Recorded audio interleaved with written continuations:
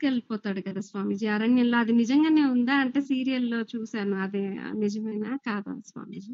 ద్రౌపదిని ఎవరు తీసుకెళ్తారు? జయద్రథుడు స్వామీజీ. కరెక్ట్. అంతేకాదు, ఆ జయద్రథుడు ఎవరో కాదు, సాక్షాత్తు ధృతరాష్ట్రుడు గాంధారికి సొంత అల్లుడు. అంటే ద్రౌపది చెల్లెలి వరుస అవుతుంది కదా స్వామీజీ అప్పుడు? అవుతుంది. అందుకనే పరమ దుర్మార్గుడు. ఎందుకు చెప్పానంటే, గాంధారికి మొదటిసారి గర్భవతి అయింది. అయితే ఆమెకు జలసి చాలా ఎక్కువ. ఇంట్లో పుట్టిన పెద్ద బిడ్డే రాజు అవుతాడు. అదే టైంలో అక్కడ హిమాలయాల దగ్గర కుంతి కూడా గర్భవతిగా ఉంది అని తెలుస్తుంది. ఈమె వాళ్ళ మీద సిఐడిస్ ని పెట్టి అక్కడ ఏం జరుగుతోంది, ఆమె హెల్త్ ఎలా ఉంది, ఎప్పుడు డెలివరీ అవుతుంది, రోజు కనుక్కునేది. ఆల్మోస్ట్ ఇద్దరికి ఒకే టైంలో ప్రెగ్నెంట్, ఆల్మోస్ట్ ఫుల్ టైం. ఒకరోజు గాంధారి వింటుంది, కుంతికి ఆల్రెడీ మగబిడ్డ పుట్టాడు. అంతే,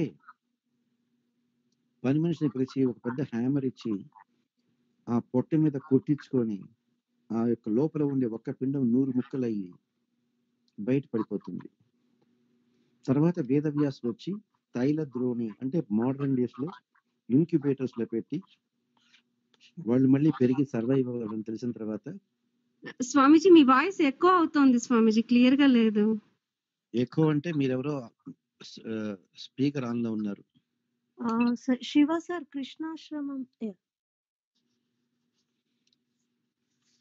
సో ఆ తర్వాత ఒక్కొక్క ఫీటస్ ని బయటికి తీస్తాడు. ఆ విధంగా మొదట తీసిన వాడు దుర్యోధనుడు అవుతాడు.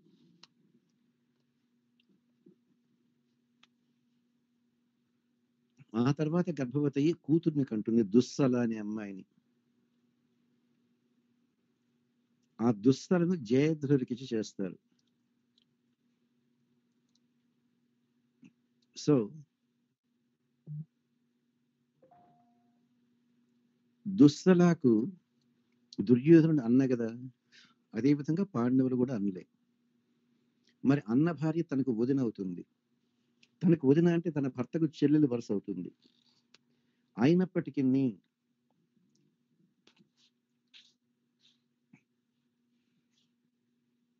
అందరి కళ్ళు ఎప్పుడు ద్రౌపది మీదనే ఉండేవి. ఆ ద్రౌపది చూడ్డానికి కొంచెం నల్లగా ఉంటుంది, కానీ చాలా అందంగా ఉంటుంది. ప్రతిసారి కూడాను అందం అనేది ఉండడం మంచిదే, కానీ అతిగా ఉంటేనే ప్రాబ్లం అవుతుందంటారు. రామాయణంలో కూడా అదే చెప్తారు. అతి రూపవతి సీత, అతి గర్విత రావణ అంటాడు. ఆ హోల్ త్రేతాయుగంలో సీతాదేవి కన్నా అందమైన వాళ్ళు లేనే లేదు. అఫ్ కోర్స్ ఆమె సాక్షాత్ మహాలక్ష్మి. అందువల్లే ఈ శూర్పణఖపై రావణాసుడికి ఏం చెప్తుంది, అసలు ఎవరి జీవితమైనా ధన్యమైంది అనుకోవాలి అంటే సీత లాంటి భార్య ఉంటేనే వాడి జీవితం ధన్యం అవుతుంది అని చెప్తుంది. వాడు రావణాసుడికి అసలే పిచ్చి. ఇంకా ఈ మాట వినేసరికి ఇంకా పిచ్చి ఎక్కువ అవుతుంది వాడికి.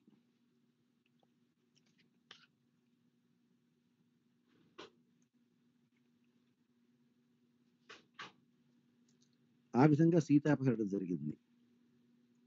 మహాభారతంలో కూడాను ద్రౌపది అంత అందగత్తె. ఆ ద్రౌపది స్వయంవరం ప్రకటించినప్పుడు ఆ రోజుల్లో మహారాజులకు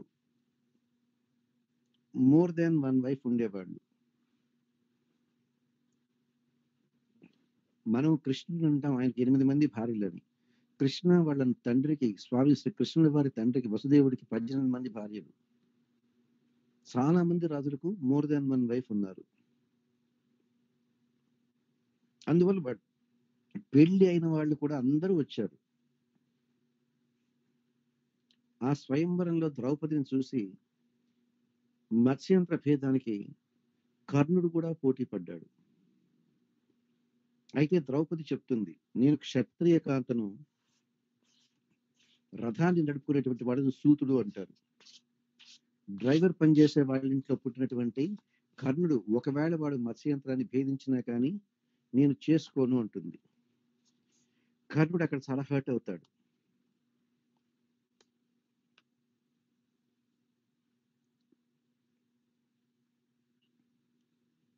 దుర్యోధనుడు ట్రై చేస్తాడు మత్స్యంత్రాన్ని భేదించి పెళ్లి చేసుకుందామని, తన వల్ల కాలేదు.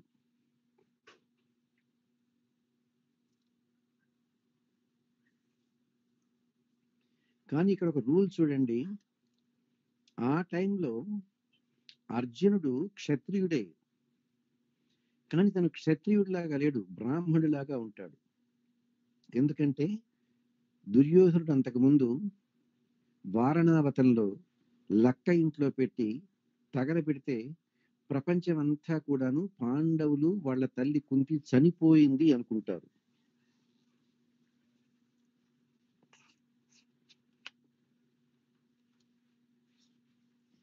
కానీ వాళ్ళు చనిపోలేదు. ఆ లక్క ఇంట్లో నుంచి కింద భూమిలోంచి ఒక సొరంగం లాగా చేసుకొని బయటకు వచ్చి come in come in just 1 second, somebody came. I'll come back in 1 second, just hold on. Naren, hold on. అప్పుడు వాళ్ళందరూ ప్రపంచం అంతా చనిపోయింది అనుకున్నారు. కానీ పాండవులు స్వరంగం చేసుకొని అందులోంచి బయటకు వచ్చి ఆ లక్క ఇంటికి కాపలకు సెక్యూరిటీ గార్డ్స్ గా పెట్టిన వాళ్ళు లోపల పడుకుంటే వాళ్ళు చనిపోతారు. ఆ చనిపోయి గుర్తుపట్టలేనంత విధంగా ఒళ్ళంతా కాలిపోతుంది వాళ్ళకు. సో పాండవులే చనిపోయినారు అని లోకమంతా అనుకుంటుంది.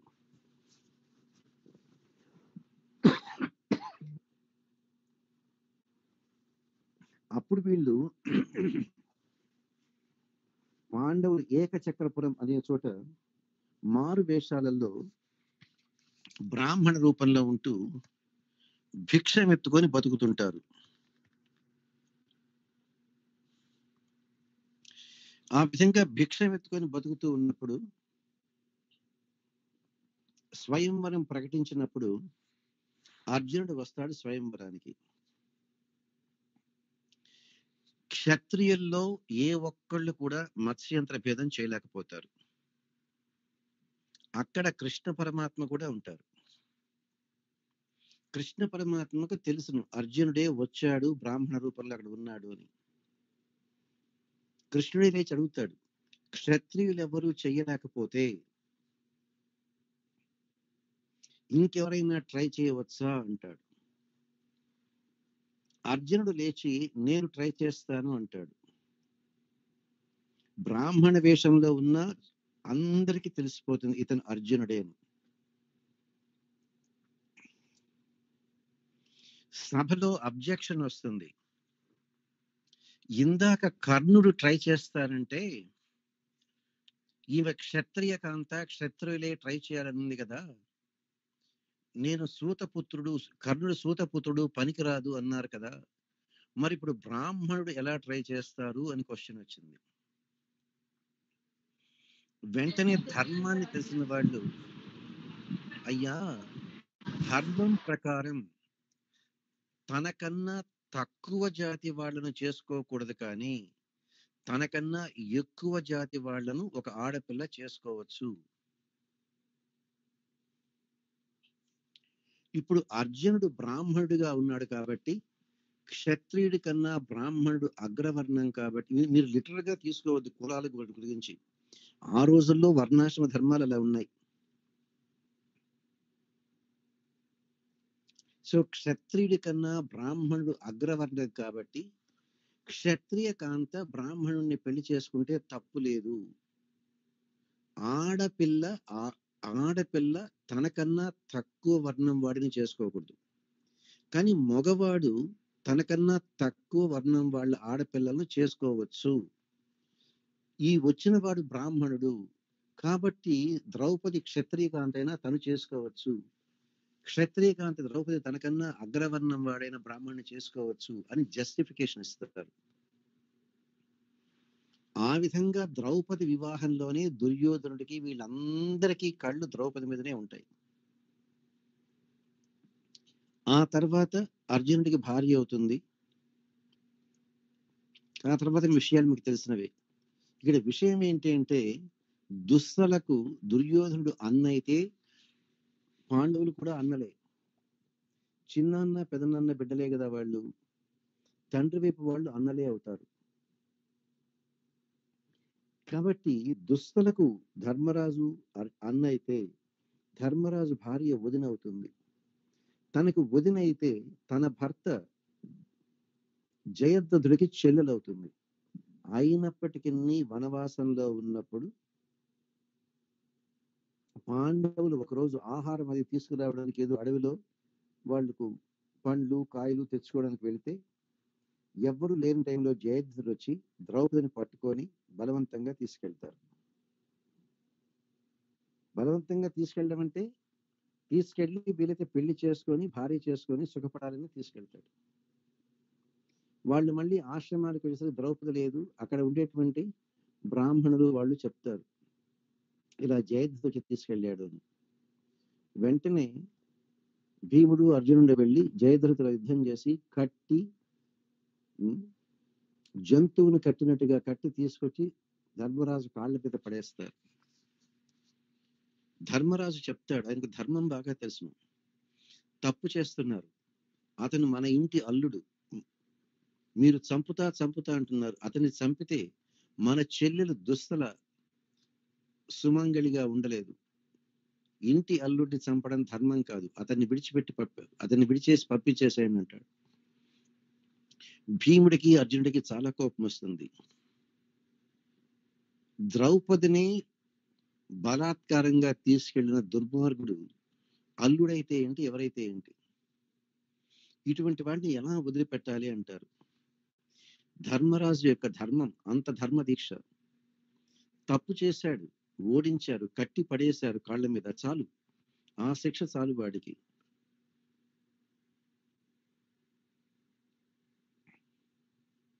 వాడిని వదిలేసేయండి అంటారు. అది కరెక్ట్ గానే జరిగింది.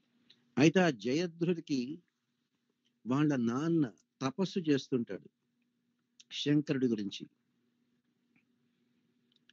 ఏంటా తపస్సు? నా కొడుకు పాండవులను ఎదిరించేటువంటి గొప్పవాడు కావాలి అని.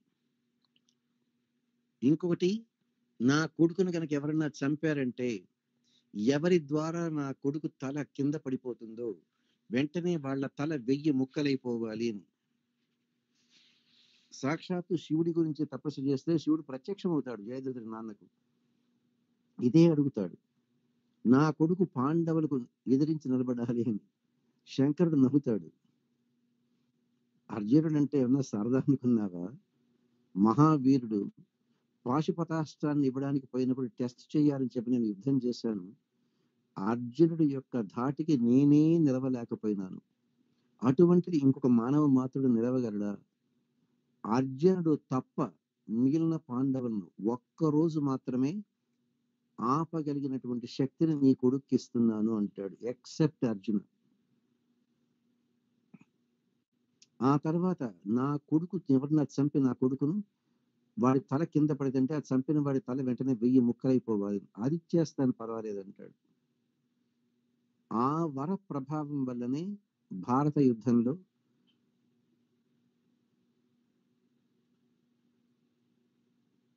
అర్జునుడు ఒకరోజు ఇంకొక చోటికి వెళ్లాల్సి వస్తే యుద్ధానికి, ద్రోణాచార్యులు వారు ఆ టైం చూసి పద్మవ్యూహాన్ని పెట్టి, చక్రవ్యూహం లేకపోతే పద్మవ్యూహం అంటారు, దాన్ని భేదించే వాళ్ళు ఎవరు లేకపోతే అభిమన్యుడికి చక్రవ్యూహ భేదం తెలుసు కాబట్టి తను తల్లి గర్భంలో ఉన్నప్పుడే తండ్రి చెప్తుంటే విని నేర్చుకున్నాడు. దాని ఆధారంగా తను లోపలికి వెళితే అభిమన్యుడిని రక్షించడానికి వెంటనే పాండవులు నలుగురు లోపలికి పోతే శంకరుడు ఇచ్చిన వరం వల్ల జయద్రథుడు ఆ నలుగురిని ఆపగలుగుతాడు. అభిమన్యుడు ఒక్కడే అయిపోతాడు. వాళ్ళు అందరూ 6 కలిసి చంపేస్తారు అభిమన్యుడు.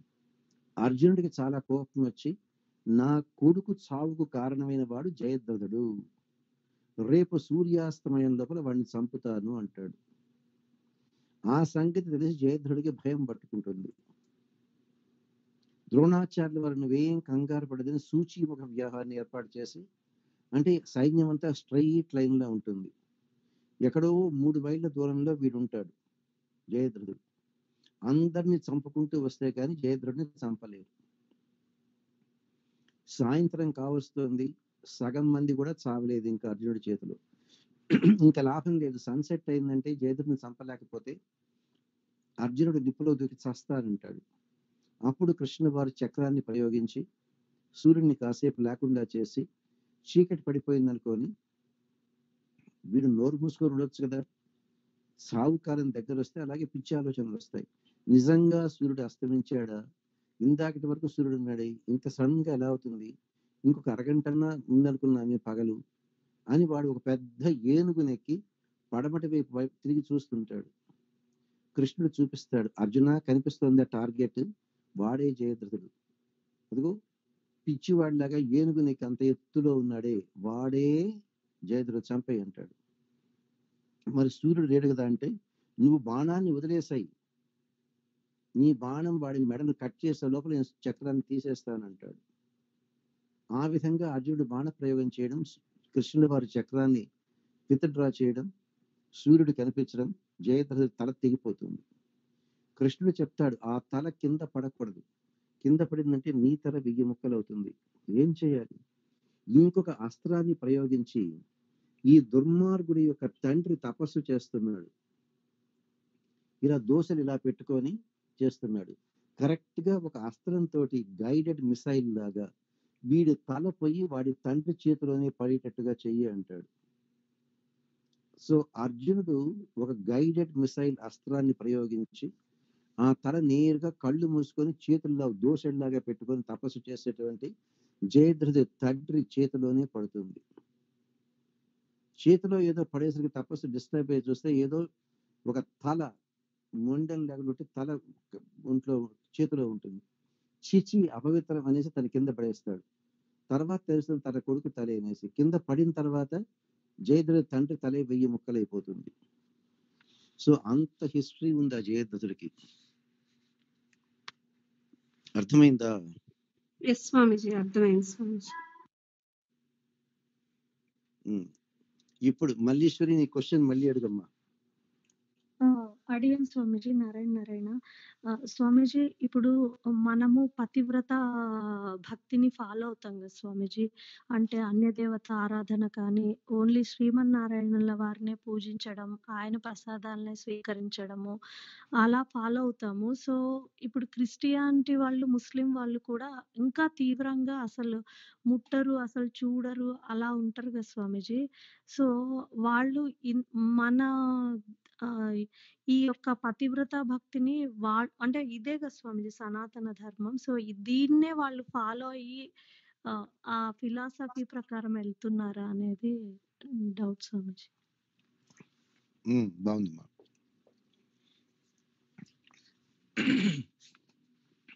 ఒక్క పతివ్రత భక్తిని ఫాలో అవ్వడమే కాదు వైష్ణవుల్లో.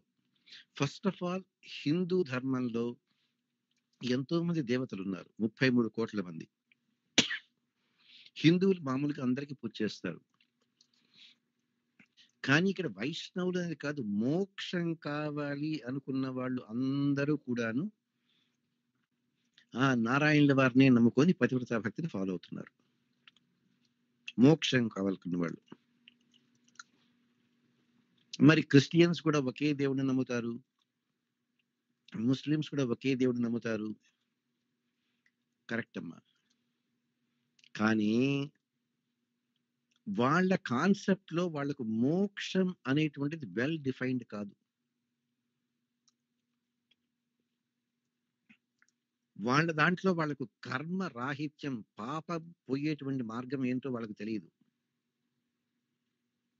తర్వాత వైష్ణవత్వంలో ఒక్క దేవుడినే నమ్మడం కాదు, వాళ్ళు అహింసను కూడా పాటించాలి. అహింస పరమో ధర్మ అని.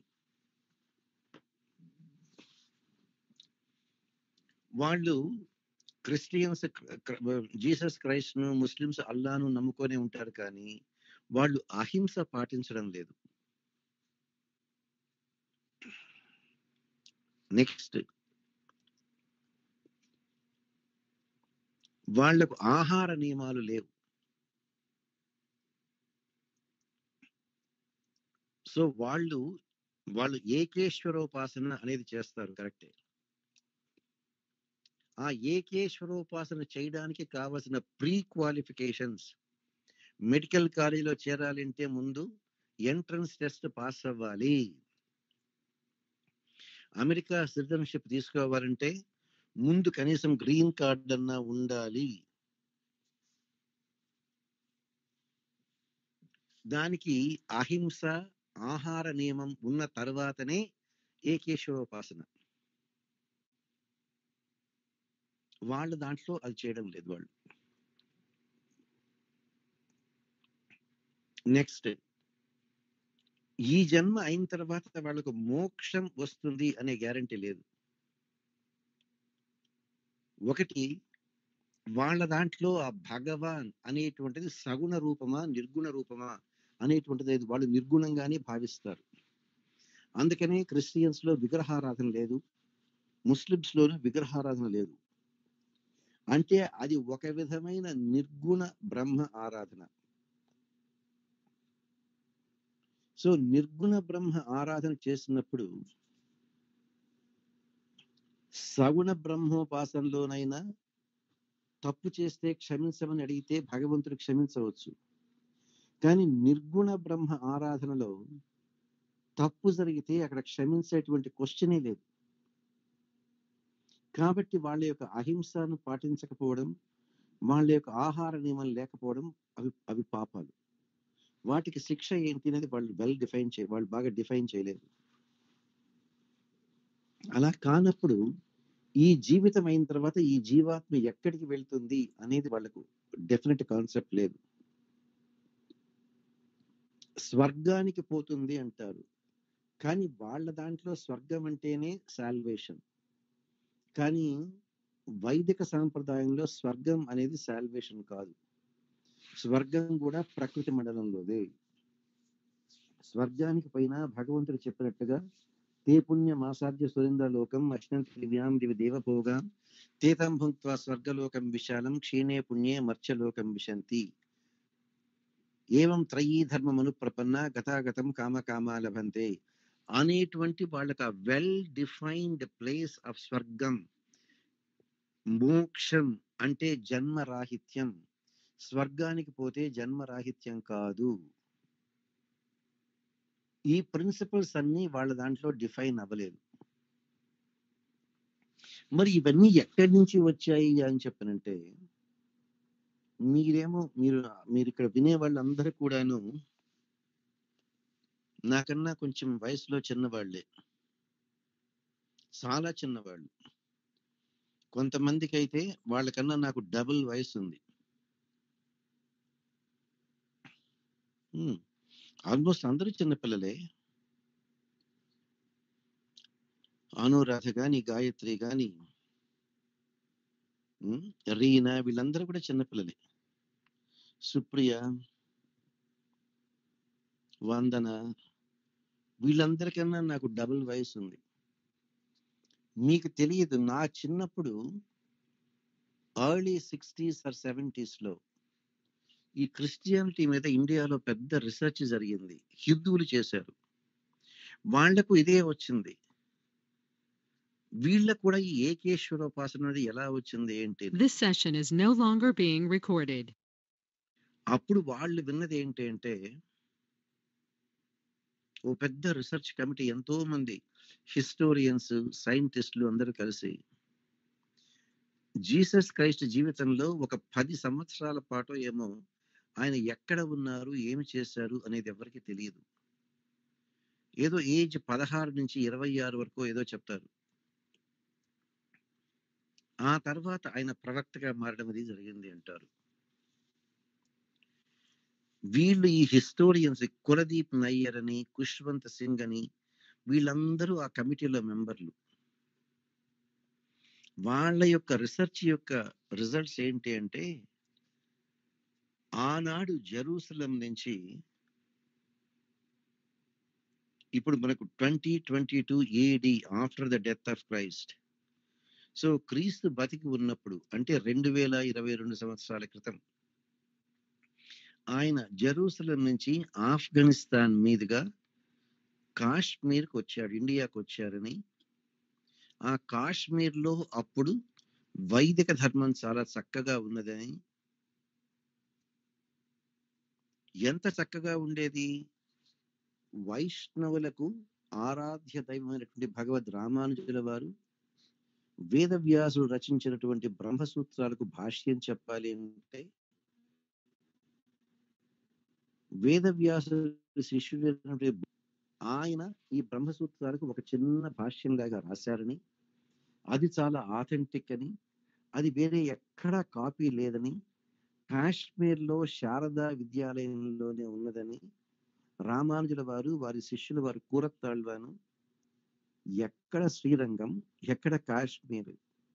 ఆ రోజుల్లో వాళ్ళకి ఏమన్నా మెర్సిడీస్ కార్లు బిఎండబ్ల్యూలు ఉన్నాయి. కాలి నడకను నడిచి వెళ్ళారు కాశ్మీర్ వరకు. వెళ్ళి ఆ కాశ్మీర్ విశ్వవిద్యాలయంలో శారదా విద్యాలయంలో ఆ బోధాయన వృత్తి వాళ్ళు బయటికి ఇవ్వము అంటే అది రీసెర్చ్ మాన్యువల్ కాబట్టి reference manual. The recording has started. అక్కడే కూర్చొని కూరతాళ్ వరకు ఫోటోగ్రాఫిక్ మెమరీ ఒక్కసారి చదివితే ఆయనకు అలా గుర్తుండిపోతుంది.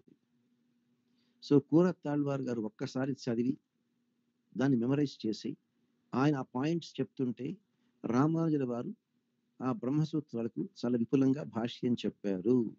అంత గొప్పది ఆ కాశ్మీర్ ఆనాడు.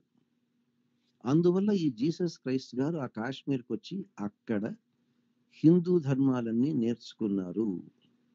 ఆయన కూడా అహింస పరమో ధర్మ అని చెప్పడానికే వాళ్ళ మతస్థులకు కూడాను దౌ షల్ట్ నాట్ కిల్ అని చెప్పారు. అయితే వాళ్ళు దాన్ని పాటించలేక మళ్ళీ వాళ్ళ మాంసం తినడం అవి మొదలు పెట్టారు.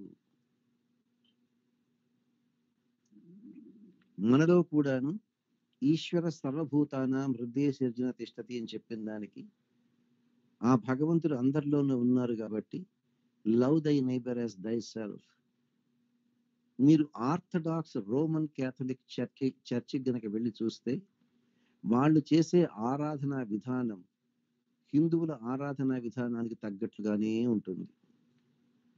రోమన్ క్యాథలిక్ చర్చెస్ లో మీరు వెళ్లే ముందు వాళ్ళు అక్కడ ఒక గోడలో ఒక చిన్న హోల్ లాగా పెట్టి అందులో చేయి పెట్టి అందులో హోలీ వాటర్ అని తీసుకొని చేతులు తుడుచుకొని కళ్ళు తుడుచుకొని వెళ్తారు. అది చూస్తారంటే ఆ హోలీ వాటర్ ఉండేటువంటిది ఒక వలంపురి శంఖు అనేది పెట్టుంటారు.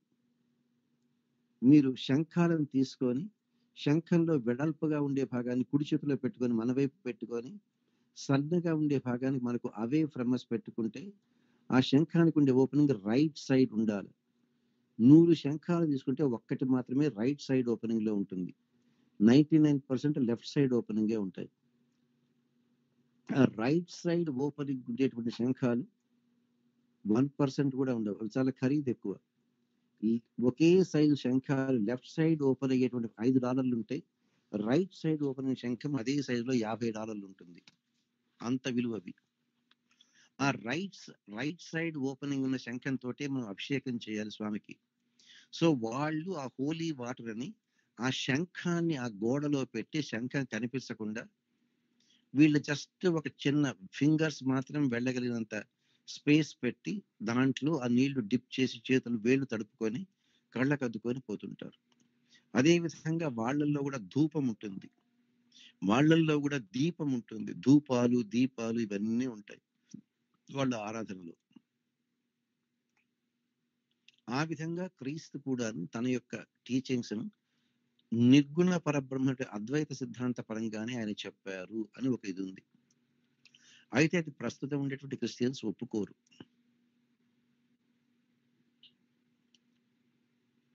అదే విధంగా ఇప్పుడు కూడా మక్కాలో వాళ్ళ యొక్క చాలా వెరీ వెరీ ఆర్థడాక్స్ ముస్లిమ్స్, మన వాళ్ళు ఏ విధంగా 106 దివ్య దేశాలు దర్శనం చేసుకోవాలనుకుంటారు, వాళ్ళు కూడా ఆ మక్కాకు అన్ని సార్లు పోయేస్తారు. ఆ మక్కా యాత్ర చేసి వచ్చినటువంటి వాళ్ళు చాలా మందట వాళ్ళు నాన్ వెజ్ తినరు, వాళ్ళు కూడా సాత్విక ఆహారమే తీసుకోవాలని,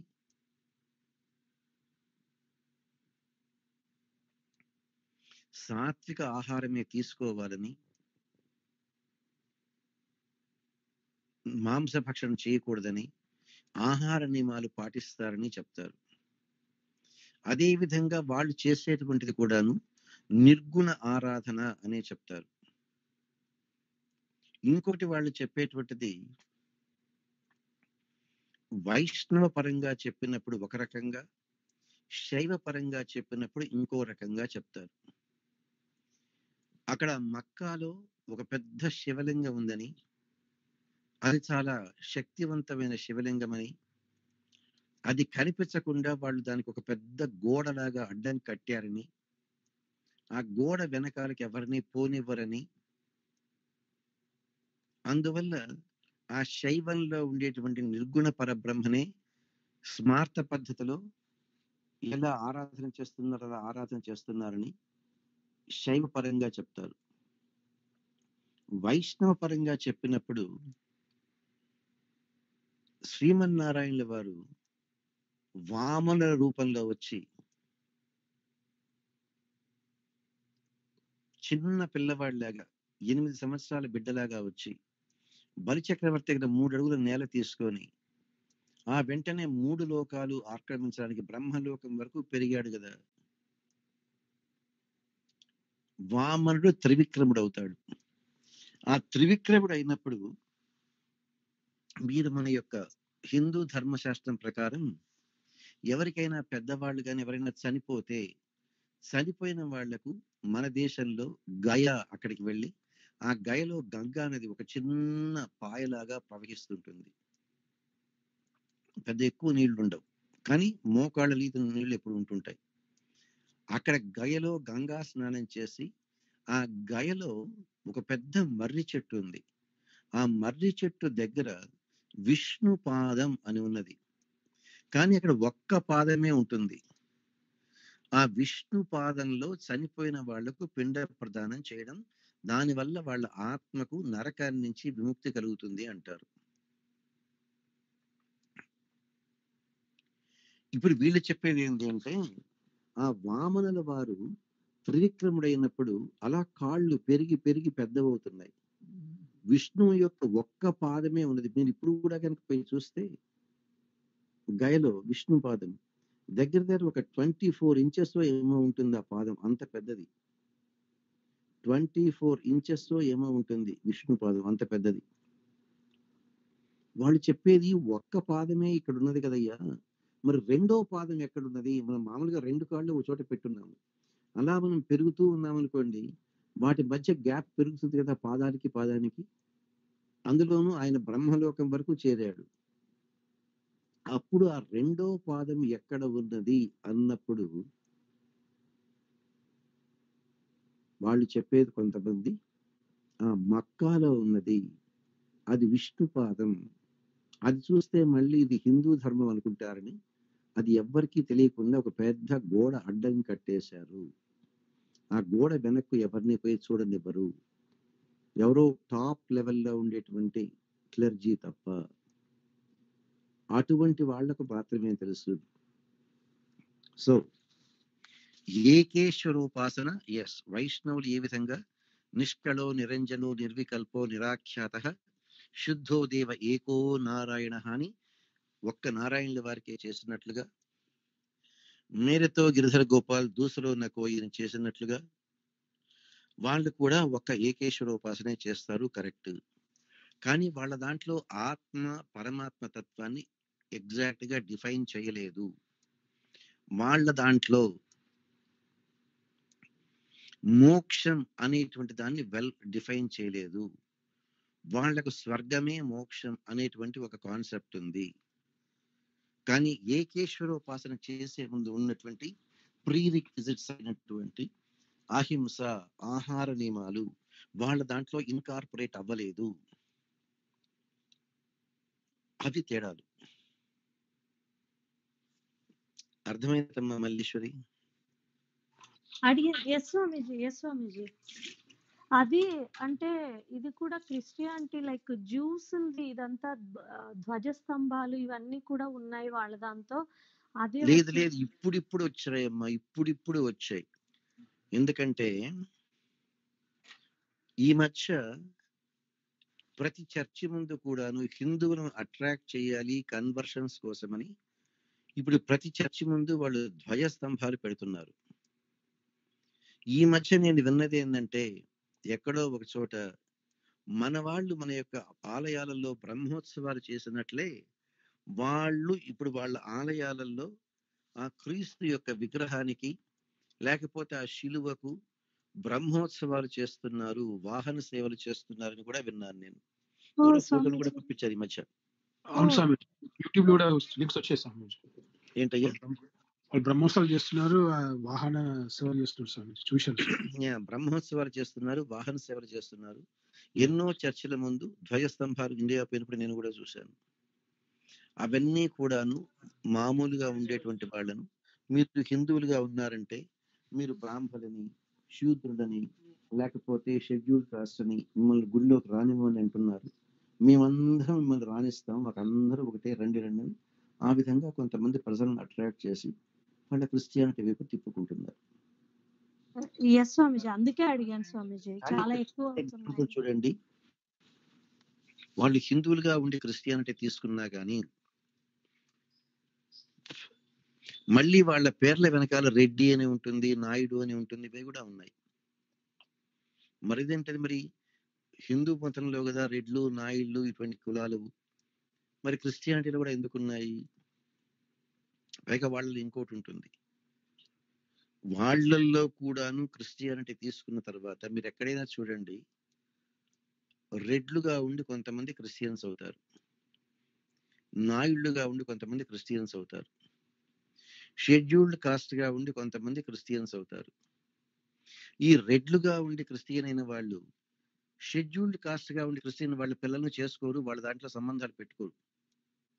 మరి అందరూ ఒకటే అయినప్పుడు ఆ చర్చిలో కూర్చొని ప్రార్థన చేసే వరకే కానీ మళ్ళీ వాళ్ళు కూడాను ఒక రెడ్డిగా ఉండి క్రిస్టియన్ అనే వ్యక్తి ఒక షెడ్యూల్డ్ కాస్ట్ నుంచి వచ్చిన వాళ్ళ యొక్క ఆడపిల్లను చేసుకోవడం, వాళ్ళ అబ్బాయిలకు పిల్లల్ని ఇవ్వడం చేయరు.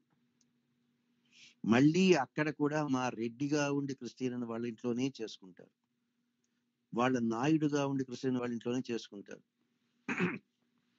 మరి కులతత్వాన్ని పాటిస్తుంటారా లేదా? మీరు ఎక్కడైనా చూడండి, ఇండియాలో షెడ్యూల్డ్ కాస్ట్ గా ఉండి క్రిస్టియానిటీకి కన్వర్ట్ అయిన వాళ్ళు క్రిస్టియన్సే అయినప్పటికీ వాళ్ళల్లో షెడ్యూల్డ్ కాస్ట్ కాకుండా ఉండి క్రిస్టియన్ అయినటువంటి వాళ్ళు వాళ్ళతో సంబంధ బాంధవ్యాలు పెట్టుకోవడం లేదు. అందువల్ల ఇవన్నీ కూడాను మనకు వాటి వల్ల ప్రయోజనం లేదు. కాబట్టి ఏదో తెలుసుకోవడానికి చెప్పాను, వీటిని అంత సీరియస్ గా మీరు తీసుకోవాల్సిన అవసరం లేదు.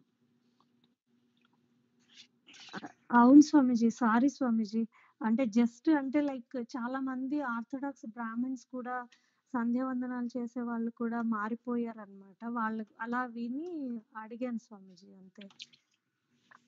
పేర్లు వద్దమ్మా, పేర్లు వద్దు, నాకు తెలుసును. ఒక వ్యక్తి, కొంతమంది రంగనాథ టెంపుల్కి వచ్చేవాళ్ళు, కొంతమందికి ఒక వ్యక్తి తెలుసును. ఒకప్పుడు చాలా ఆచారంగా నిష్టగా ఉంటాడు, కానీ వాళ్ళ సొంత నాన్నగారే పేర్లు ఎందుకు క్రిస్టియానిటీ తీసుకున్నారు. ఇది ఈనాడు కాదు, ఒక 10 ఏళ్ళు 20 ఏళ్ల నాటి మాట. ఆయన ఒకరోజు, నాకు కూడా బాగా తెలిసిన వాళ్ళ ఫ్యామిలీ, ఒకరోజు ఆయన నాకు కూర్చోబెట్టి తను క్రిస్టియానిటీ తీసుకున్న తర్వాత నాకు ఒక రోజు పెద్ద ఉపన్యాసం ఇచ్చాడు. ఏంటి, వేదాల్లో ఉండేటువంటి పురుష సూక్తం అంతాను సహస్ర శీర్ష పురుష సహస్రాక్ష సహస్రపాద వేద మంత్రాలు ఇవన్నీ కూడా క్రైస్తు కూడా వర్తిస్తాయి అని ఇప్పుడు వాళ్ళు ఏం చేస్తున్నారు అంటే ఆర్థడాక్స్ గా ఉండి వేదాలు చదువుకున్న వాళ్ళని పిలిపించి వాళ్ళకు కోట్ల రూపాయల్లో డబ్బిచ్చి మీరు క్రిస్టియానిటీ తీసుకోండి, మీరు ఏదో పూజలు చేసుకుంటూ ప్రీస్టులుగా ఉంటూ మీరు ఎంత సంపాదిస్తున్నారు, 20 ఏళ్ల నుంచి మీరు సంపాదించిన 10 లక్షలు కూడా మీకు లేదు, మీకు మేము 1 కోటి రూపాయలు ఇస్తాము, మీ ఫ్యామిలీ సుఖంగా ఉంటుంది, మీరు క్రిస్టియానిటీ తీసుకోండి, అయితే మీకు ఒకే ఒక జాబ్, ఆ వేదాలను పురాణాలను అన్నిటినీ క్రీస్తు పరంగా మీరు మార్చి చెప్పాలి అని వాళ్ళ చేత వేదాలకు పురాణాలకు ఉపనిషత్తులకు క్రీస్తు పరంగా పుస్తకాలు రాయిస్తున్నారు. నాకే పర్సనల్ గా రంగనాథ టెంపుల్లో ఒక వ్యక్తి వైష్ణవ దీక్ష తీసుకొని పాంచరాత్ర దీక్ష తీసుకొని భగవంతుని తాకి ఆరాధన చేసిన వ్యక్తి యొక్క సొంత తండ్రే క్రిస్టియానిటీ తీసుకొని ఒక రోజు నన్ను కూర్చోబెట్టి మీకు తెలిసిన పురుష సూక్తాన్ని నేను క్రైస్తు గురించి వర్తిస్తుందని చెప్తున్నానని చెప్తాను, ఒక అరగంట లెక్చర్ చేస్తే చాలా నేనా నీ లెక్చర్ అని ఆయనకి ఏదో 2 మాటలు చెప్పి బయటకు వచ్చాను. ఆ విధంగా వాళ్ళు చేస్తున్నారు. అందువల్ల వాళ్ళు పెట్టుకొని మనకి ఎందుకు అవన్నీ ధ్వజస్తంభాలు పెట్టుకుంటున్నారు, బ్రహ్మోత్సవాలు చేసుకుంటున్నారు, దట్స్ ఓకే, దానివల్ల నష్టమే లేదమ్మా. ఈ యొక్క హిందూ సంస్కృతి వేద ధర్మం ఎంత గొప్పది అంటే దగ్గర దగ్గర ఎన్నో వేల సంవత్సరాలుగా ముస్లిమ్స్ వచ్చి ఇండియా మీద దండయాత్రలు చేశారు, ఇండియా అంతా చాలా చోట్ల ఆక్రమించుకున్నారు, ఎన్నో ఆలయాలు ధ్వంసం చేశారు. ఆ తర్వాత క్రిస్టియన్స్ వచ్చారు, బ్రిటిష్ ఉండేది ఎన్నో వందల సంవత్సరాలు. అయినప్పటికీ ఇంకా హిందూయిజం సర్వైవ్ అవుతూనే ఉంది, వైదిక ధర్మం సర్వైవ్ అవుతూనే ఉంది.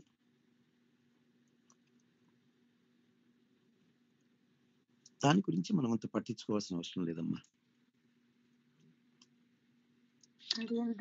సో ఇప్పుడు చాలా మంది కన్వర్ట్ చేసి ఎవరికైతే కొంచెం వేదాలు ఉపనిషత్తులు పురాణాలు బాగా తెలుసు వాళ్లకు డబ్బు ఆశ చూపించి వాళ్ళ మతం మార్పించి ఆ వేదాలు ఉపనిషత్తులు పురాణాల్లో ఉన్న వాటిని అన్నిటినీ కూడాను క్రీస్తు పరంగా చెప్తున్నారు అని చాలా మంది చెప్తారమ్మా.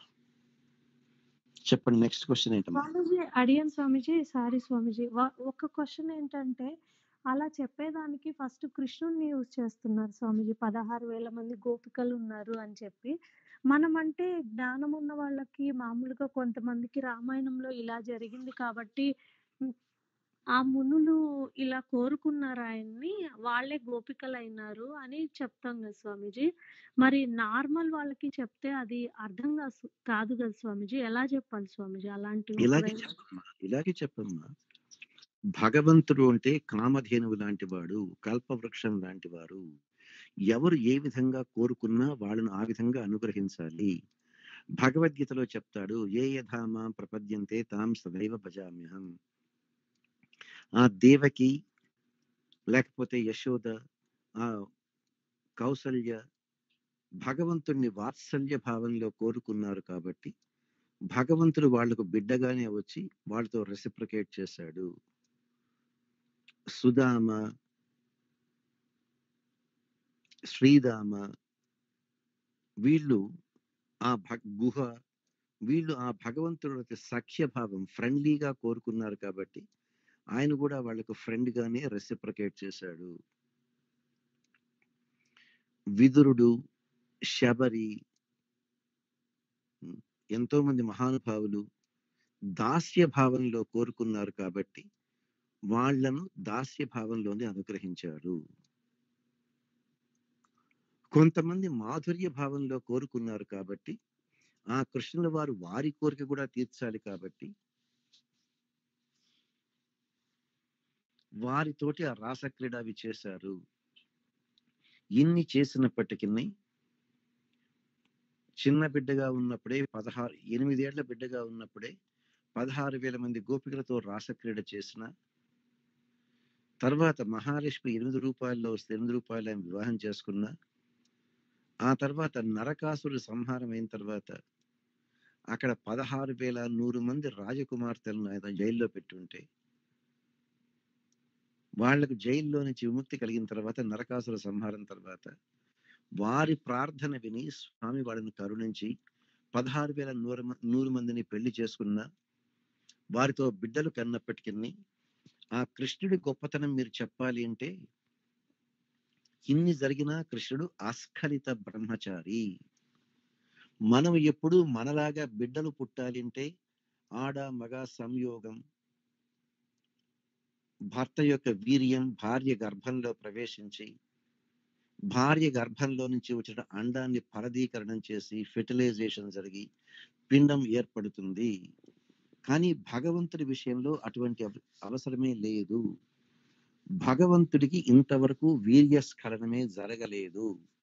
అందువలనే ఆయన అస్ఖలిత బ్రహ్మచారి అంటారు. మరి ఆడవాళ్ళు ఆయన భార్యలు ఎలా గర్భవతులైనారు? భగవంతుడి యొక్క శరీరంలో ప్రతి అవయవము, శరీరంలో ఉండే అన్ని అవయవాల పనులు చేయగలవు. మనకు నోరుంటే మాట్లాడగలం, నోరు తెరిస్తే తినగలం, తిండి తింటాం. కానీ భగవంతుడు కళ్ళతోటే తినగలడు, కళ్ళతోటే ఆయన చూపుతోటే తినగలడు. అదే విధంగా భగవంతుడు ఏ కళ్ళతోటే, ఇప్పుడు మీరు నివేదన చేస్తున్నారు వంట చేసి, మరి 20 లడ్లు చేసి కృష్ణుడిని బట్టి కృష్ణార్పణం చెప్పిన దాన్ని తింటే 4 లడ్లు తక్కువై ఉండాలి కదా. ఆయన సగం తింటే 10 లడ్లు తింటే 10 మిగిలి ఉండాలి కదా. కానీ 20 లడ్లు 20 అలాగే ఉన్నాయి కదా పెట్టినవి. మరి ఆయన ఏం తిన్నాడు? ఆయన తినడం అంటే దాన్ని తీసుకుని నోట్లో వేసుకొని నవిలి మింగడం కాదు. ఆయన కళ్ళతో చూసినప్పటికీ కళ్ళతోనే తినగలడు. అదే విధంగా ఆయన చూపుతోటే వాళ్ళను ప్రెగ్నెంట్ చేయగలడు. మనం మానవుల్లాగా ఆడ మగ సంయోగం వల్ల గర్భవతి కావాల్సిన అవసరం లేదు. భగవంతుడికి చాలా శక్తి ఉంది. దానికే చెప్తారు అంగాన యస్య సకలేంద్రియ విద్ధివద్దీను.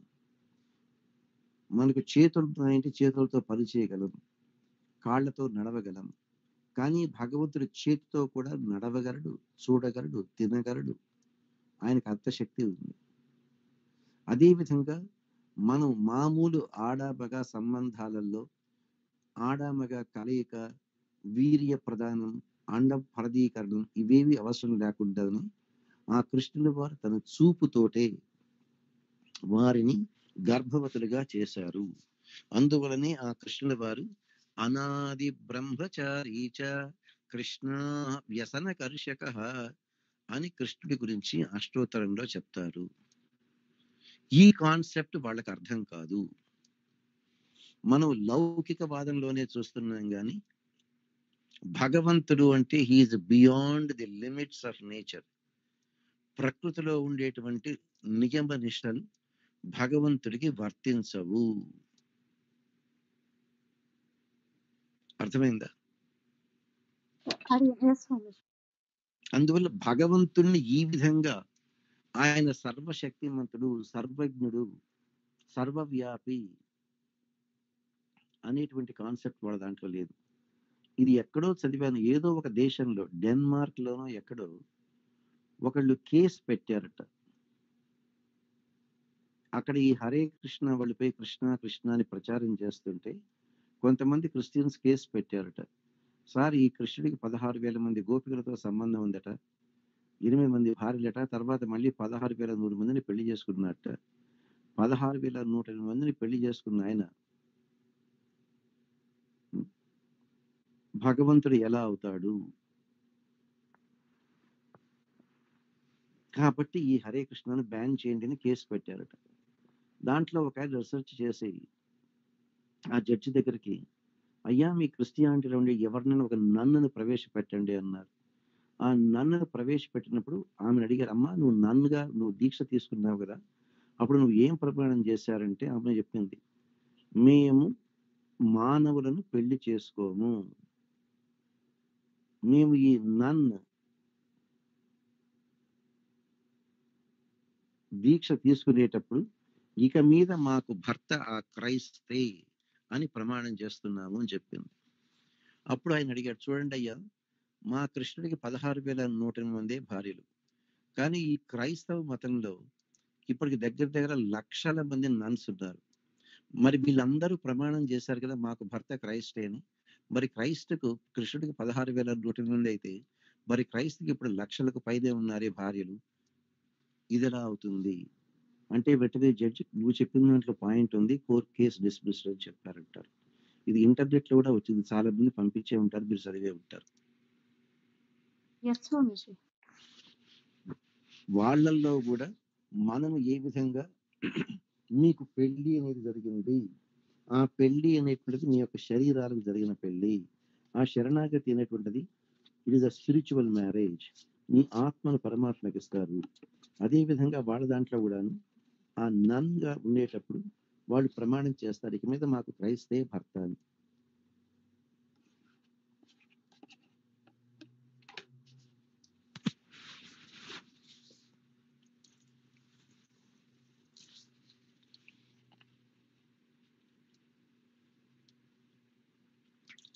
అందువల్ల మనం వాళ్ళ యొక్క మతాలు వాళ్ళకు కూడా మనకెందుకు చెప్పండి. వాళ్ళ దాంట్లో మంచి ఉండొచ్చు, వాళ్ళ దాంట్లో చెడ్డ ఉండొచ్చు, మనకెందుకు.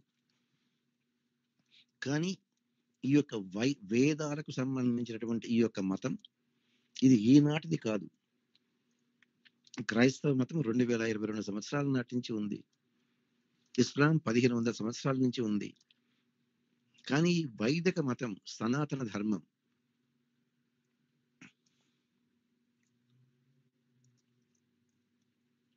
ఈ వైదిక మతం సనాతన ధర్మం అనేటువంటిది కోట్ల సంవత్సరాల నుంచి ఉంది. నీకు తెలుసు కదమ్మా, ఈ ఒక్క మహాయుగంలోని 4.32 మిలియన్ ఇయర్స్ ఉన్నాయి. 4.32 మిలియన్ ఇయర్స్. ఇప్పుడు ఈ మహాయుగమే తీసుకున్న, ఈ దశావతారాలే తీసుకున్న, కృతయుగం 1.7 million years, Treta Yuga 1.296 million years, ద్వాపర యుగం 864,000 ఇయర్స్, దగ్గర 3 మిలియన్ ఇయర్స్ కు పైనే ఉన్నది. మరి ఇంత చరిత్ర ఇంకా ఏ రిలీజియన్ కూడా లేదు. పైగా ఈ హిందూ ధర్మంలో ఎంతో మంది మహర్షులు ఆ భగవంతుడి గురించి ఎంతో ధ్యానం చేసి తపస్సు చేసి సృష్టి రహస్యాలన్నీ వాళ్ళ యొక్క డివైన్ పవర్ వల్ల వాళ్ళు పొందారు. అటువంటి భగవంతుడి యొక్క రూపాన్ని వేదవ్యాసుల వారు అన్ని సమీకరించి ఆ వేదాలన్నింటినీ కొంచెం సరిగైన విధంగా భాగాలు చేసి ఇచ్చినటువంటిది కోట్ల సంవత్సరాలు చూడ రీజన్. సో ఇంతమంది ఇంత రీసెర్చ్ చేసింది వేరే ఎక్కడా లేదమ్మా. అర్థమవుతుందా? ఆడియన్స్ స్వామీజీ. ఎస్ స్వామీజీ. ఎస్ స్వామీజీ. ధన్యవాదాలు స్వామీజీ. చెప్పండి వందన, క్వశ్చన్స్ ఏమైనా ఉన్నాయా? క్వశ్చన్స్ లేదు స్వామిజీ. Thank you Swamiji.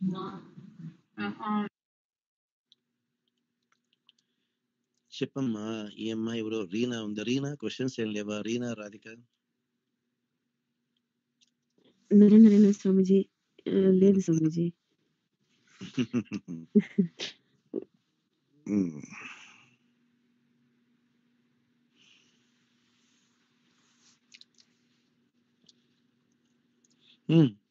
టైం చాలా అయిందమ్మా, 11:50 అయింది. ఇంకేదైనా ఒక 2-3 నిమిషాలు ఏమైనా మాట్లాడు, ఒక 5 నిమిషాలన్నా.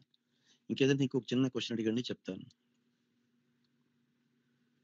నారాయణ స్వామిజీ, మొన్న క్లాస్ జరిగినప్పుడు ఇది అంతా మన్వంతర మనువులు 14 మంది మనువులు బ్రహ్మదేవుడికి ఒక పగలు. ఇప్పుడు జరిగేది వైవస్వత మన 7వ మన్వంతరం వైవస్వతం. 5వ మనువు రైవత అని చెప్పారు కదా స్వామిజీ. ఆ కూతురు పేరు రేవతి. ఆ రేవతి బలరాముడు వైఫ్ భార్య. బట్ అది యుగం మన్వంతరం అంతా వేరే కదా స్వామిజీ. మరి బలరాముడు ఈ యుగంలోనే ద్వాపర యుగంలో ఉండేవారు కదా స్వామిజీ. అంటే ఈ మన్వంతరం. సో అది టైమింగ్ కొంచెం నాకు నేను చెప్పాను కదమ్మా, ఆ రైవతుడు అప్పటి వాడే. నేను నీకు చెప్పాను, మర్చిపోయావు. ఆ రైవతుడు తనకున్నటువంటి కూతురు రేవతికి ఎవరు భర్తగా పనికొస్తారు అని తను నిశ్చయించుకోలేకపోయినాడు. తనకున్నటువంటి తపశ్శక్తి వల్ల నేరుగా బ్రహ్మలోకానికి పోతాడు. సృష్టి చేసిన బ్రహ్మదేవుడిని అడగాలని. ఆ రైవతుడు వెళ్ళే టైంకు బ్రహ్మలోకంలో ఒక చిన్న మ్యూజిక్ కన్సర్ట్ జరుగుతుందట. ఇక్కడ మ్యూజిక్ కన్సర్ట్ అంటే ఎంతకాలం ఉంటుందమ్మా మనకు కన్సర్ట్? మీరు ఏదైనా కన్సర్ట్ వెళ్తే 2 to 3 అవర్స్ ఉంటుంది కదమ్మా. అవును స్వామి. గుడ్. బ్రహ్మదేవుడు రైవతుడు వస్తే సరే కాసేపు కూర్చో, వచ్చావు కదా, ఈ కన్సర్ట్ అయిన తర్వాత మాట్లాడదాంలే అంటాడు. ఆ కన్సర్ట్ ఒక 2 గంటలు జరిగింది అనుకో. అయిన తర్వాత చెప్పవయ్యా రైవత, ఏం వచ్చావు? నా కూతురికి భర్త కావాలి. ఓరి పిచ్చివాడు, నేను చెప్పింది రైవతుడు అనేటువంటి మనువు. ఇప్పుడు నువ్వు ఇక్కడికి వచ్చి కూర్చున్న ఈ 2 గంటల్లో ఒక్కొక్క మనువు బ్రహ్మదేవుడు టైం ప్రకారం 51 నిమిషాలే ఉంటాడు. నువ్వు ఇక్కడికి వచ్చి కూర్చున్న ఈ 2 గంటల్లో 2 మన్వంతరాలు కూడా జరిగిపోయినాయి. ఇప్పుడు వైవస్వత మన్వంతరం జరుగుతోంది. ఇప్పుడు జరిగేటువంటి మహాయుగం, ఈ మహాయుగంలో ద్వాపర యుగం జరుగుతోంది. ఈ ద్వాపర యుగంలో ఆదిశేషుడే బలరాముడిగా వచ్చాడు, ఆయనకి ఇవ్వు అని చెప్తాడు. ముందు యుగాలలో పుట్టిన వాళ్లకు చాలా పొడుగ్గా ఉండేవాళ్ళు. రేవతి కూడా బలరాముడి కన్నా చాలా పొడుగుందట. యుగాలు మారిపోయే కొద్దీ మనం చాలా చిన్న వాళ్ళం అయిపోతుంటాం. అప్పుడు బలరాముడు తన యొక్క నాగలిని రేవతి మెడకు వేసి కిందకు లాగి పొడుగ్గా ఉండే అమ్మాయిని కొంచెం తనకన్నా కొంచెం హైట్ తక్కువ చేసి పెళ్లి చేసుకున్నాడు అని ఉంది. అందువల్ల బ్రహ్మదేవుడి దగ్గరికి పోయిన వచ్చిన టైంలో 2 మన్వంతరాలు మారిపోయాయమ్మా. ఓకే స్వామి, ఇప్పుడు అర్థమైంది స్వామి. Thank you. ఆయన చెప్తాడు, నువ్వు ఇక్కడికి వచ్చి కూర్చున్న టైంలో 2 మన్వంతరాలు అయిపోయినాయి. నువ్వు మళ్ళీ భూలోకానికి వెళితే నీతో కూడా పుట్టిన వాళ్ళు పెరిగిన వాళ్ళు ఎవ్వరూ లేరు. కాబట్టి ప్రస్తుత ద్వాపర యుగం జరుగుతోంది వైవస్వత మన్వంతరంలో. కాబట్టి ఈ వైవస్వత మన్వంతరంలో ద్వాపర యుగంలో ఆదిశేషుడే బలరాముడిగా వచ్చాడు. నీ కూతురు రేవతిని ఆయనకిచ్చి వివాహం చేయడం బ్రహ్మదేవుడే చెప్పినందు వల్ల జరుగుతుంది.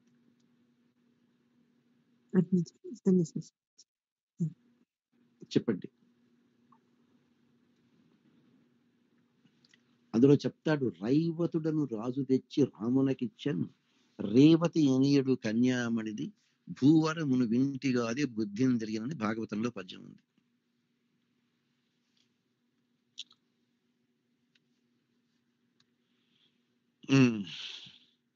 అనురాధ, కామ్గా ఉన్నావు, క్వశ్చన్స్ ఏం లేవా?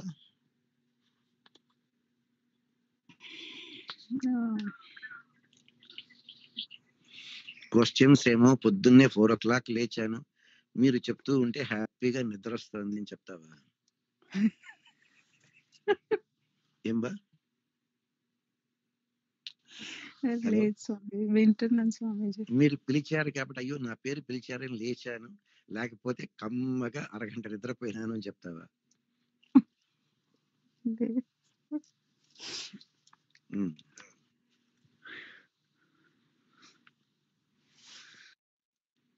చిన్నప్పుడు స్కూల్లో అందరం మేము అదే కదా చేసేవాళ్ళం.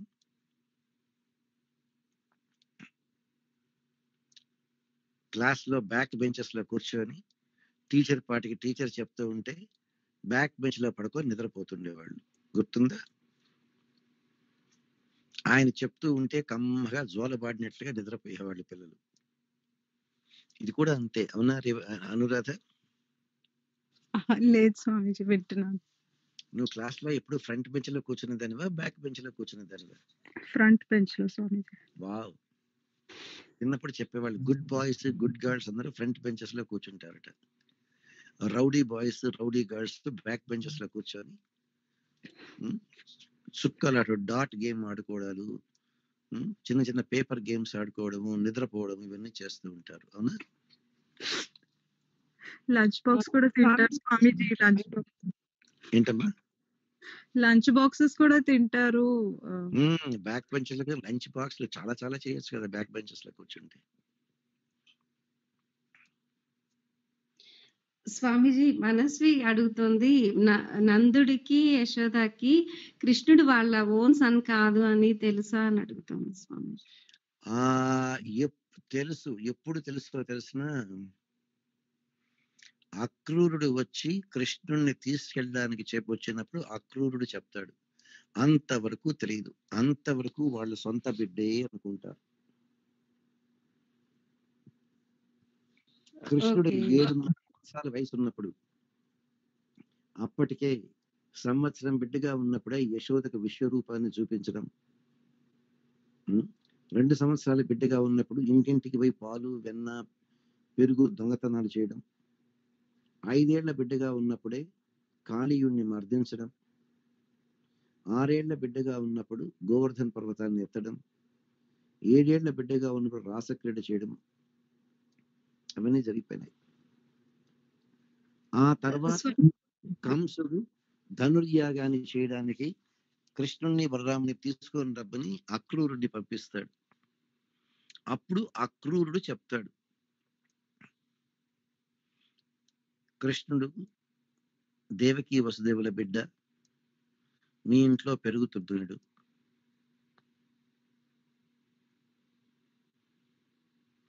ఆ తర్వాత మళ్ళీ కృష్ణుడికి మళ్ళీ బృందావనానికి రానేలేదు, గోకులానికి రానేలేదు. అప్పుడు తెలుస్తుంది. అంతవరకు వాళ్ళకి తెలియదు. ఓకే స్వామీజీ. స్వామీజీ ఇంకొక క్వశ్చన్, కృష్ణుడికి ఉద్ధవుడు కృష్ణుడికి ఎప్పుడు పరిచయం అవుతారు స్వామీజీ? వాళ్ళిద్దరి రిలేషన్ ఏంటి స్వామీజీ? కృష్ణుడికి కజిన్ అమ్మా, ఫస్ట్ కజిన్స్ వాళ్ళు.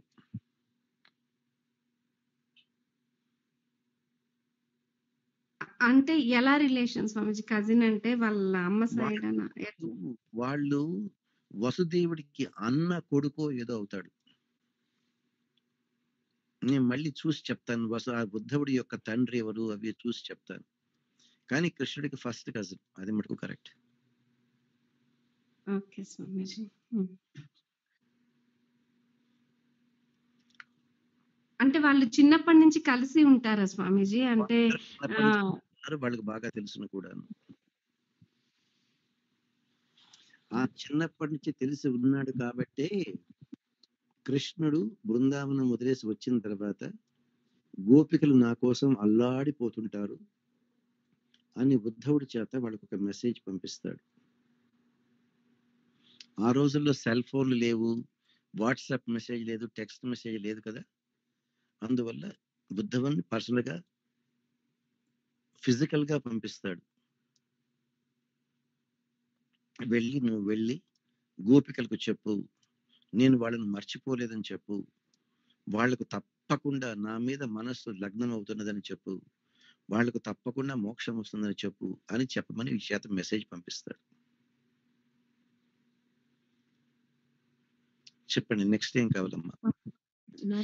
ఉద్ధవ గీత అని ఇంకొకటి ఏదో ఉంది కదా స్వామీజీ, అదేంటి స్వామీజీ? భగవద్గీత. ఉద్ధవ గీత అనేటువంటిది కృష్ణుల వారు వైకుంఠానికి వెళ్లే ముందు ఉద్ధవుడికి ఆ భగవద్గీతలో ఉన్నటువంటి విషయాలన్నీ కూడా మళ్ళీ చెప్తారు.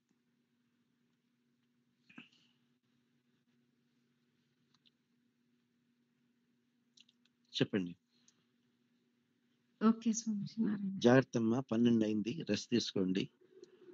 ఈవినింగ్ 5 o'clock జాయిన్ అవ్వండి. మనకు మళ్ళీ పారాయణం ఉంది ఈరోజు. తిరువాయిమొழிలో నిన్న 5, 6 చాప్టర్లు అయినాయి. ఇవాళ 7, 8 చేస్తారు. తర్వాత ఇయర్పాలో కొన్ని చేస్తారు. అది అయిన తర్వాత దేశిక ప్రబంధం కొంత పారాయణ చేస్తారు. 5 o'clock జాయిన్ అవ్వండి. నారాయణ నారాయణ నారాయణ నారాయణ. వేదాంత దేశ పదాబ్జ బృంగం నారాయణ కృపాభిషక్తం శ్రీరంగనాథ దేశ కల్లంతో బోధం శ్రీకృష్ణ దేశం ప్రపత్తే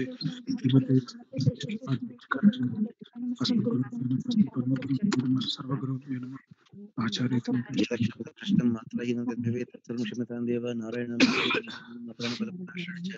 న్యూనా చాతురిక్తాని క్షమస్వ పురుషోత్తమ సర్వాపచారాన్ని సమస్తాపచారాన్ని క్షమస్వ. సర్వం శ్రీకృష్ణ ఆర్పణమస్తు. కర్మఫలం సర్వం శ్రీకృష్ణ ఆర్పణమస్తు.